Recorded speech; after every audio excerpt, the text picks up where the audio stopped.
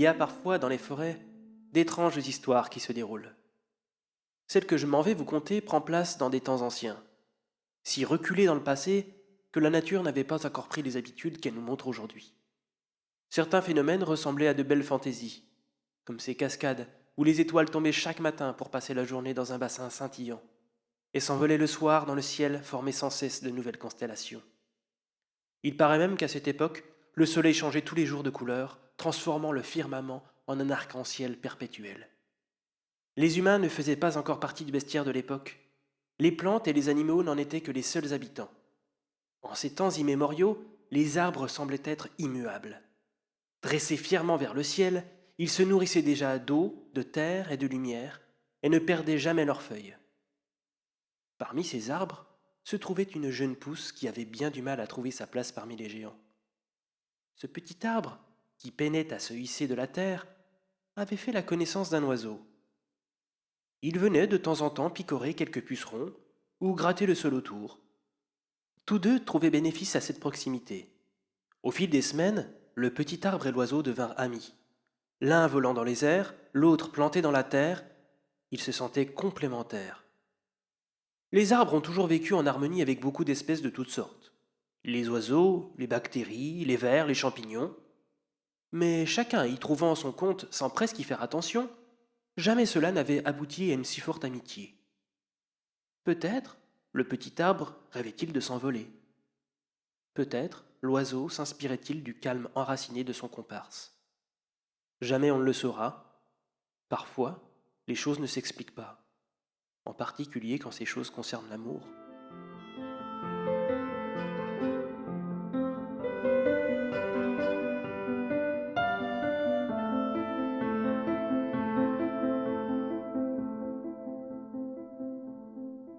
Les mois passèrent, et la pluie devenait de plus en plus rare. Le sol séchait, se contractait jusqu'à crevasser en surface. Si les hauts arbres n'avaient pas de mal à résister à cette épreuve, le petit arbre, lui, devenait de plus en plus faible. Il n'avait pas de racines assez longues pour puiser le précieux liquide dans les entrailles de la terre. À mesure que son tronc flétrissait, ses feuilles prenaient une teinte jaune et devenaient de plus en plus cassantes. L'oiseau ne pouvait se résoudre à regarder impuissant son ami dépérir. Alors, il tenta d'amener de l'eau depuis le ruisseau avec son mince bec. Mais ses efforts restèrent vains et rien ne semblait pouvoir sauver la petite pousse qui commençait maintenant à brunir. L'oiseau s'assit près de son ami, le regarda, silencieux, affligé. Il n'y avait dans l'air même pas le bruit d'une légère brise. Tout était si calme que l'on put presque entendre le roulement de la larme qui coulait tristement sur le plumage de l'oiseau.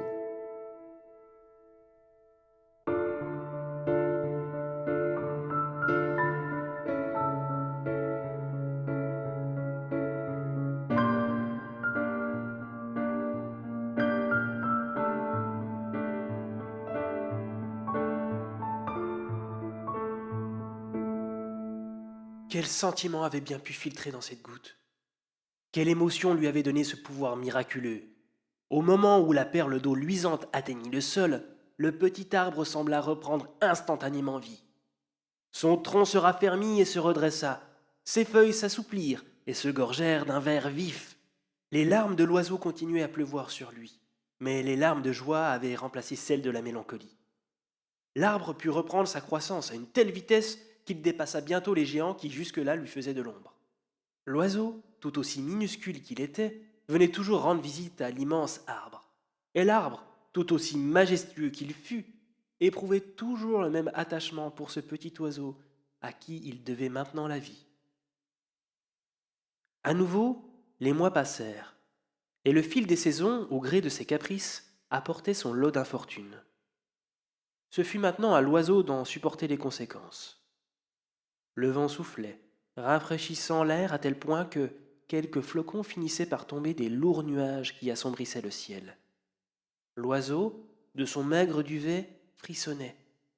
Il sentait ses pattes de moins en moins agiles, comme pétrifiées par le gel. Il alla trouver refuge vers son ami le grand arbre, auprès de qui il ne comptait trouver pas d'autre soutien que celui de la compassion.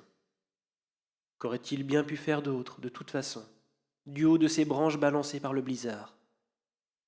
Blotti, près d'une racine, l'oiseau se mit en boule, attendant la dernière morsure du froid.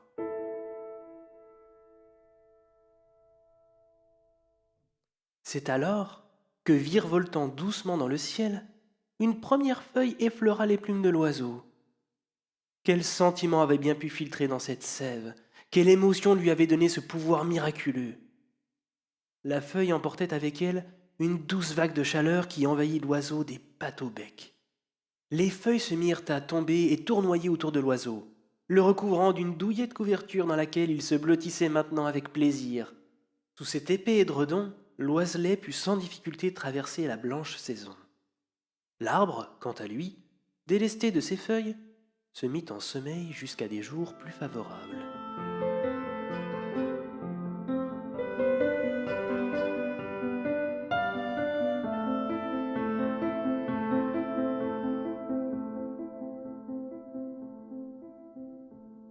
Au printemps, lorsque les premières feuilles se déployèrent de leurs bourgeons, il n'y avait pas d'arbre plus éclatant que le roi des cimes. Depuis, bien d'autres arbres se sont mis à suivre cet exemple, offrant à la terre leur doux tapis de feuilles pour mieux renaître à la frondaison. Et dans toutes les forêts, quand les feuilles rougissent et que les arbres-ruisseaux redoutent de se séparer de leur modeste feuillage, il paraît que l'on peut entendre murmurer entre les branches des vieux arbres une histoire qu'ils racontent aux jeunes pousses pour les rassurer. Cette histoire, vous l'aurez deviné, c'est celle des larmes de l'automne.